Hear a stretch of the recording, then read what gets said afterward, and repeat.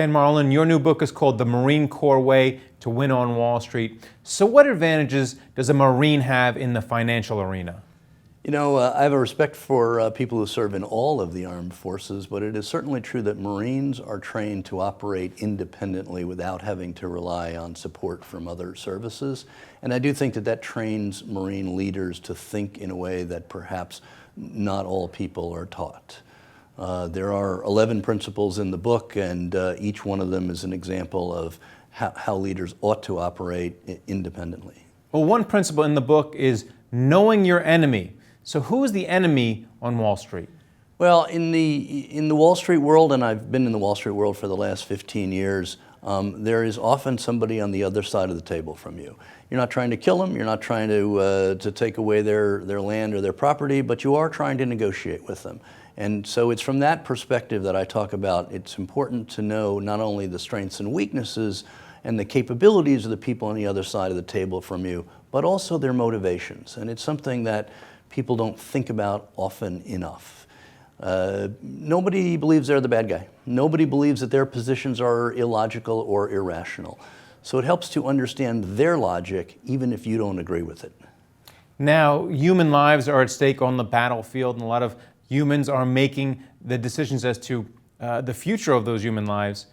Here on Wall Street, a lot more decisions are being made by computers nowadays. The quants are, to a certain extent, driving the bus. How does that affect things, in your opinion? Well, I'd break that into two parts. First of all, there are some very important decisions that get made on Wall Street that affect mergers and acquisitions, the expansion of companies, the contraction of companies that have a direct impact on people's lives. And in some cases, people lose jobs, in some cases, people lose livelihoods, and in some cases, people make millions of dollars.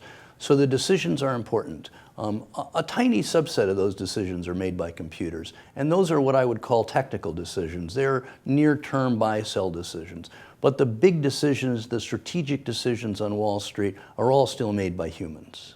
And do you think with more military personnel coming to Wall Street, that would cut down on the number of scandals?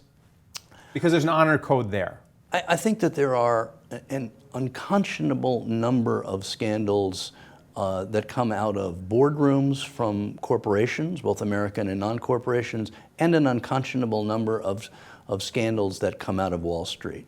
It's clearly a minority of people who are involved, but it gets a tremendous amount of press, and it embarrasses me.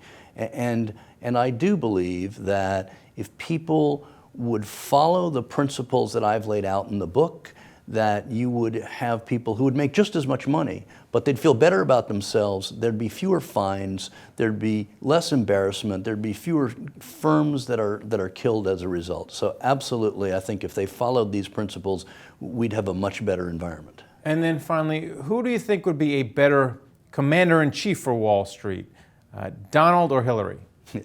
Always the political question. I have to say that I'm pretty disappointed in both of the candidates that we have leading the major parties today. I am disappointed with the one side, with Hillary, with things like Benghazi and with emails. I was not a fan of us going into Libya, and I'm aware of the downside. And I have to say that I've been voting in every presidential election since 1972 and Richard Nixon, and I have never voted for a Democrat for president.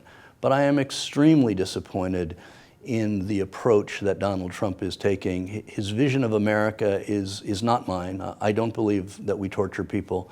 No Marine does. I don't believe that we should go after and kill people's families. I don't believe that we persecute people because of their religion. I don't believe that this election is all about immigration and building walls and deporting people, and I'm very disappointed with him.